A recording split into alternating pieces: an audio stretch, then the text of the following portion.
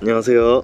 네, 오늘은 이제 인공지능 스타트업, 그 중에서도 Large Language Model을 다루는 스타트업들에 대해서 알아볼 건데요. 이제 궁금하신 게 있을 수가 있어요. 왜 우리가 투자도 못 하는데 왜 굳이 스타트업을 봐야 되냐? 상장사 보기도 바빠 죽겠는데 뭘 굳이 스타트업까지 내가 VC도 아닌데 봐야 되냐? 이런 생각을 하실 수가 있는데요. 사실 그 생각 맞죠? 근데 제가 볼 때는 이거를 스타트업일 때 미리 봐놓는 게 굉장히 좋은 게, 이따가 예시를 들어보겠지만 이런 거 같은 경우에는 스펙일 때 얘가 이 스펙이 얘랑 합병된다 하는 뉴스가 떴을 때 그때 사놓고 실제로 티커가 바뀔 때 파는 게 사실 우월 전략이거든요. 얘가 실제로 상장된 다음에는 솔직히 어떻게 할지 몰라요. 지금 한국에서도 보면은 루닛, 마인즈랩, 뷰노 이런 친구들 소카 같은 애들도 그렇고 이런 친구들 상장된 다음에 정작 잘 못 간단 말이에요, 생각보다.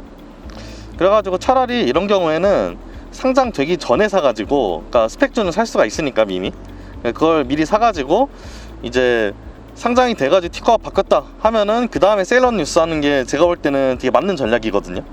근데 이거 셀러 뉴스를 할 때 이거 되게 조심해야 되는 게, 스펙주라고 해서 다 막 우후죽순 오르는 게 아니에요. 그러니까 옛날에는 좀 그랬던 경우가 많았는데 이제는 그렇진 않고, 이제는 스타트업도 좀 약간 체리 피킹을 잘 해가지고 골라야 되는데, 제가 볼 때는 인공지능 스타트업 중에서 이 이름을 가진 애들이 이제 실제로 다른 스펙이랑 합병이 돼가지고 뭔가 실제로 상장을 하려고 각을 보면은, 그럼 얘네는 좀 사놓는 게 맞다.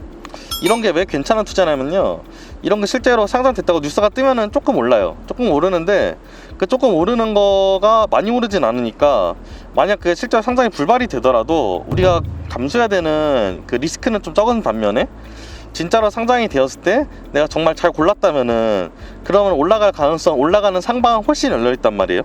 그래가지고 이런 식으로 보는 거 굉장히 좀 좋다고 생각을 하고요.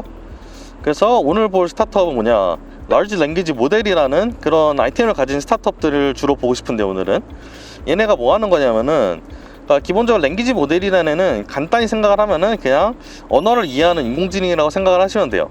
그래가지고 얘가 언어를 이해해가지고 텍스트를 받아가지고, 예를 들어 어떤 질문을 받아가지고 그 질문에 대한 답변을 해주는 경우도 있고, 답변을 해주는 거는 실제로 답변을 생성한 애들인 거고, 그게 아니라 어떤 텍스트를 받아가지고 이 텍스트가 얘는 긍정적인 애야, 얘는 부정적인 애야, 이런 식으로 그냥 객관식 문제를 푸는 경우도 있고, 되게 다양한 이제 용례가 있어요.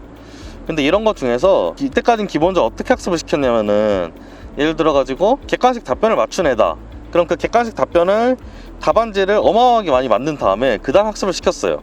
근데 이게 사람들이 생각을 해보니까 사람은 이런 식으로 학습하지 않는 것 같은데, 사람은 뭔가 상식이란 걸 가지고 있어가지고 그 상식에 기반해가지고 그냥 다양한 것들을 좀 조금씩만 배워도 잘 학습을 하는데, 인공지능은 너무 데이터가 많이 들어가네. 근데 데이터가 들어가는 거에 비해서는 너무 퍼포먼스가 좀 떨어지지 않나? 라는 생각을 한 거예요. 그래가지고 사람들이 어떻게 생각을 했냐면은, 그러면 우리가 프리트레이닝이라는 걸 만들어가지고 진짜 어마어마하게 많은 텍스트를 미리 학습을 시키자. 그 다음에 그 학습된 인공지능을 특정 분야에 맞춰가지고 조금 재학습을 시켜보자 가지고 전자를 프리트레이닝이라고 그러고요, 후자를 파인튜닝이라고 해요. 근데 이 프리트레이닝 같은 경우에 이게 말 그대로 상식을 가르쳐주는 거잖아요. 이 상식을 가르쳐주는 거는 스타트업들에 따라서 막 엄청나게 차이가 나거나 그런 게 아니라 약간 인프라 같은 거예요. 그래서 약간 인공지능 인프라라고 생각을 하시면 되거든요. 언어를 다루는 인공지능에 있어서 약간 인프라 같은 거. 그래서 이런 거를 인프라 까는 것도 여러 가지 방법이 있는데, 이제 그런 거를 가지고 다 스타트업들이 많이 했어요, 최근에. 이런 인프라 스타트업들이 아마도 나중에 계속 AI가 고도화가 되더라도 많이 쓰일 가능성이 굉장히 높기 때문에, 어떤 식으로 인프라를 만드는지를 갖춰 놓으면은 그럼 그 다음에는 계속 매출이 발생할 수 있는 구조거든요. 그래가지고 매출이 어떤 식으로 발생할지 지금은 알기가 되게 어렵기는 해요. 지금까지는 조금 애매했는데, 얘가 일단 인프라주의이기 때문에 한번 깔려 있으면은 그 다음에 매출이 발생할 게 생기면 실제로 그 위에서, 그러면은 계속 매출이 발생할 수 있는 꽤 안정적인 구조의 인공지능 그냥 스타트업이라고 보는 게 맞거든요. 이런 애들이 그럼 실제로 성능이 좋냐 물어보면은, 실제로 이런 식으로 프리트레이닝이라는 과정을 거치면은 성능이 생각보다 꽤 많이 좋아져요. 예를 들어 GPT-3라는 게 있는데, GPT-3에서 이제 막 인공지능이 비트코인에 대한 글을 막 써요. 근데 사람이 이걸 보고 이건 너무 잘 썼다 싶은데 사람이 구분을 못해요, 이제는. 근데 실제로 까보니까 인공지능이 쓴 거죠. 아니면은 얘가 아예 자동으로 코딩까지 하거든요. 그래가지고 이런 식의 웹사이트를 만들어줘 라고 영어로 치면은, 얘는 자바스크립트 같은 걸 한 번도 배운 적이 없는데 그냥 알아서 그냥 리액트로 자바스크립트로 그냥 그런 사이트를 대략 잘 만들어줘요. 생각보단 잘 만들어요. 그래가지고 생각보다 성능은 굉장히 놀라운 게 맞는데, 근데 이제 뭐 언제나 모든 걸 잘하는 건 아니에요. 잘하는 게 있고 못하는 게 있는데, 근데 이런 걸 쓰면은 기존의 AI들이 성능이 다 올라가기는 하더라. 그렇기 때문에 이런 거를 기존의 AI 쓰는 업체들이 다 쓰고는 싶어 할 텐데, 이게 인프라기 때문에 뭐 매번 새로 만드는 것도 굉장히 귀찮은 일인데다가 첫 번째로는, 두 번째는 만드는 게 굉장히 비싸요.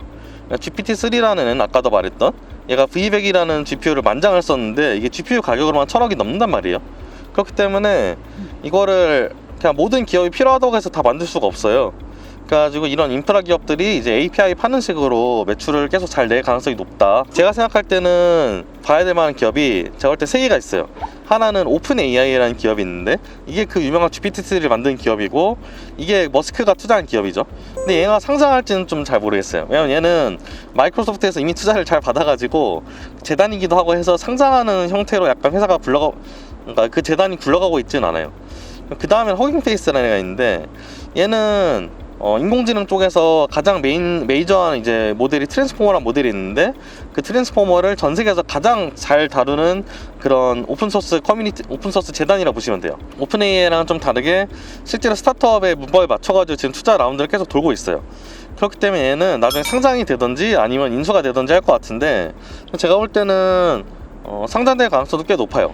그래서 나중에 막 스펙주가 뭐 하나가 상장이 됐는데 뉴스가 떴는데 보니까 허깅페이스랑 같이 이제 합병해가지고 상장을 한다 하면은, 그럼 얘는 일단 사고 보는 거 제가 볼 때는 굉장히 괜찮은 전략이에요.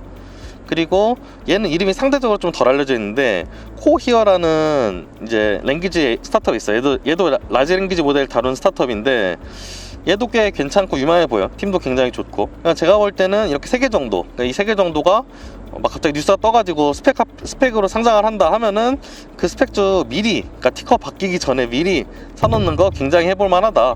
그리고 나서 하루 이틀 정도는 또 들고 있을 만하다 라고 생각을 합니다.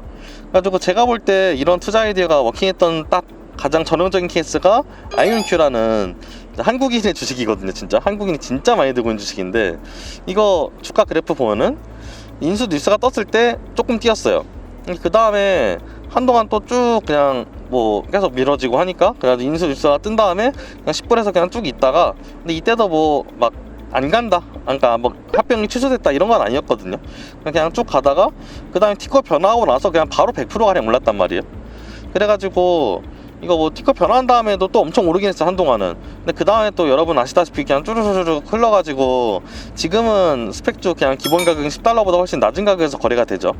근데 어쨌거나 여기서 얻을 수 있는 교훈은 뭐냐, 그냥 인수 뉴스에 사가지고 실제로 티커 변화할 때 파는 거, 근데 그 중에서 유망한 애 골라가지고 파는 거, 이거 대단히 해볼 만한 그냥 투자 방법이다.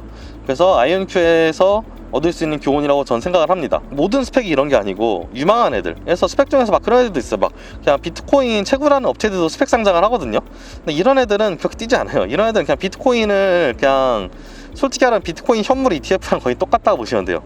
그런 애들은 의미가 없고, 기술적으로 유망한 애들 중에서 사람들이 볼 때 얘는 진짜 미래가 있고 뭔가 미래가 밝다하는 애들, 근데 제가 볼 때는 양자 컴퓨터가 이번에 한번 그렇게 띄워줬으면, 시세를 줬으면은 다음번에는 이제 large language 모델이라는 키워드가, 이 키워드가 셀럽 뉴스하기 되게 좋은 키워드일 것 같다 라는 생각이 듭니다. 그래서 이런 식의 투자 아이디어도 내년이나 내후년쯤에는 상장을 할 것 같거든요. 지금 상황상 원래 지금 시리즈 지금 한 A 다 돌고 이제 BC 돌고 있는데, 이렇게 하면 한 2-3년 뒤에 상장을 해요. 그렇기 때문에 내년 내후년쯤에 한번 각 보는 거 굉장히 좋아 보인다. 이렇게 해서 그냥 이거는 지금 당장 쓸 아이디어는 아니고 그냥 알아두고 있다가 나중에 제가 그런 말 했었다 하면 한번 좀 담아 보는 거 굉장히 복권 삼아 살만하다 라고 생각합니다. 네, 오늘은 여기까지입니다. 감사합니다.